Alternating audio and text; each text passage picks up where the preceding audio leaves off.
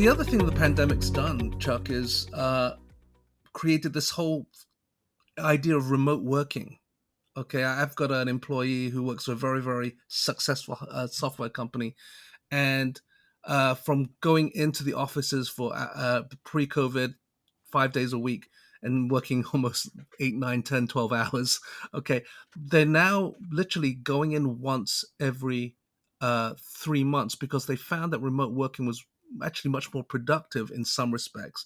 And it works for some people, it doesn't.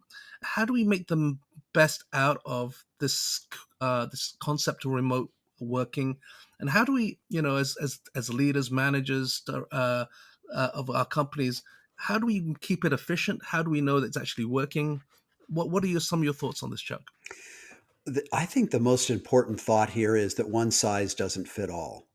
I was struck the other day, we're in a season right now where Elon Musk has just purchased Twitter.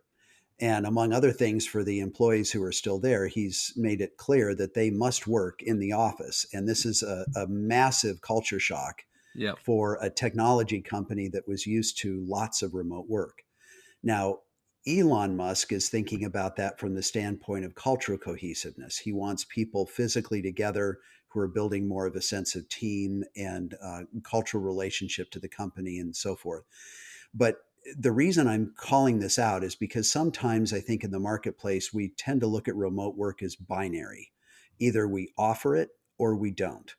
And I think a much better way to look at it is to say, when do we offer it and how do we offer it? When we offer it is when we might be able to create more efficiency because, for example, a company doesn't have to have as much office space that they rent because there are certain kinds of employees who could do just as well or even better working remotely, or a workforce that would never move to your geographic location but could perform the work that you need done from a distance. Hmm. So those are examples of when you do it. But the next piece is how you do it. And I think this is the area where we recognize culture matters and remote work can make cultural development more complicated.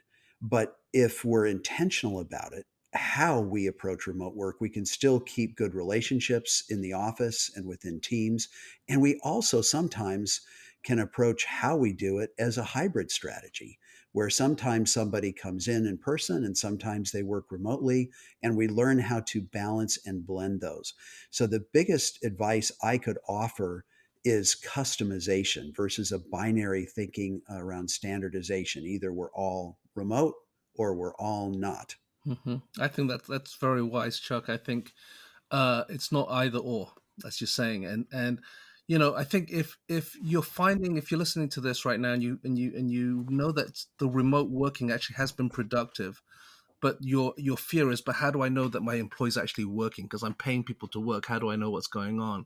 I think there are certain tips that I would recommend uh, to make sure that it's handled well. Because a lot of it, if you leave it too vague, okay, it just creates more stress. All right. So, firstly, I would say if you're thinking about having teams working remotely because you've got them in different places all over the world or whatever it might be, the first thing, create a really clear work from home policy. Okay, so that people know what the expectations are. Set those clear expectations, and then make sure that you're creating clear and proper communication lines. Okay, because if there's no communication, that's where all the doubts and the vagueness and the insecurity comes in, and that's what causes the stress.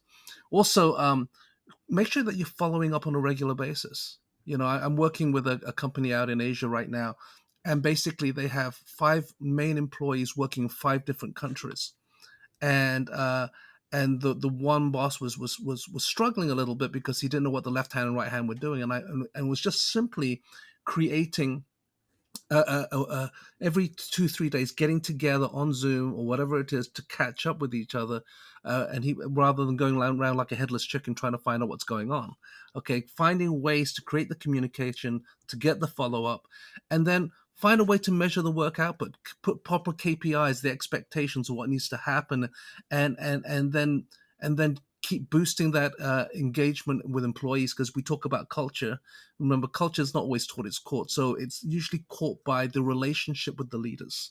Okay, and so to be able to do that, so those are just some tips that I would have. I don't know what you think about that, Chuck, in regards to creating uh, kind of accountability when people are working remotely.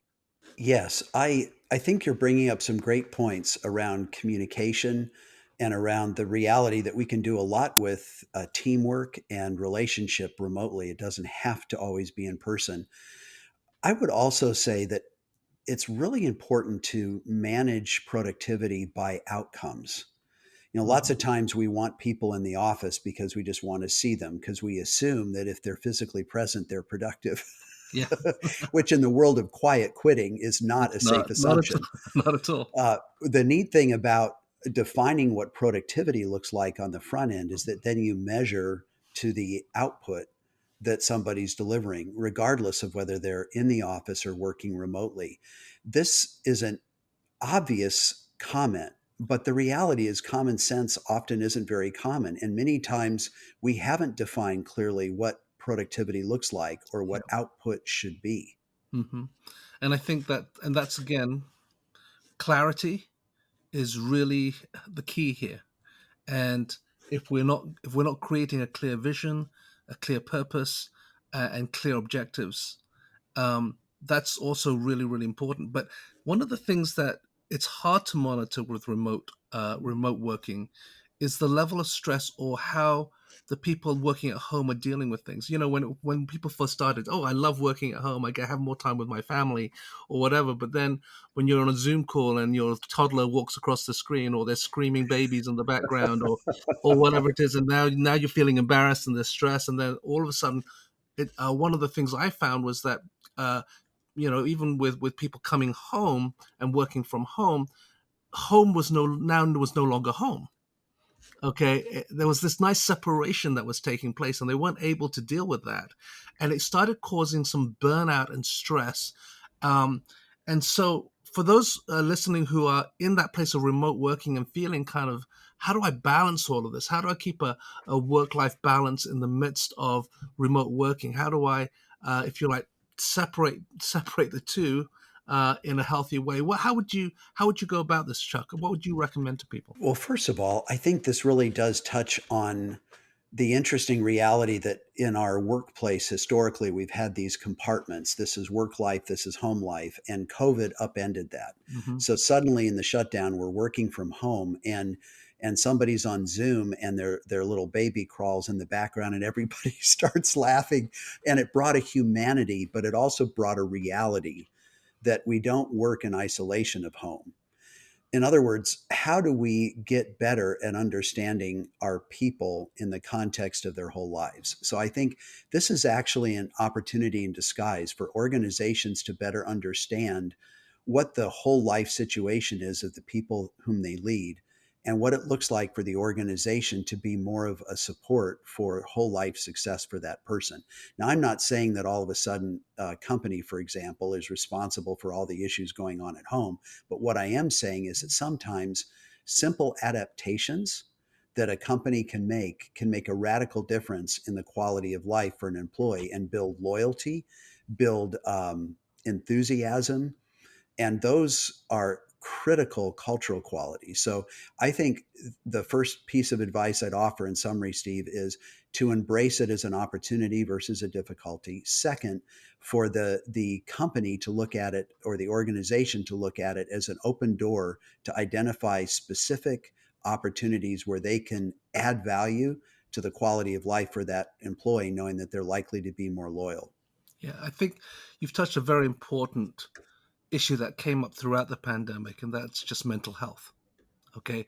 Well, I want to add to that also emotional health. And when you talk about looking at employees from a holistic perspective rather than just a functional perspective, think for those of you who are employers right now, what are you providing for your employees to get into wellness?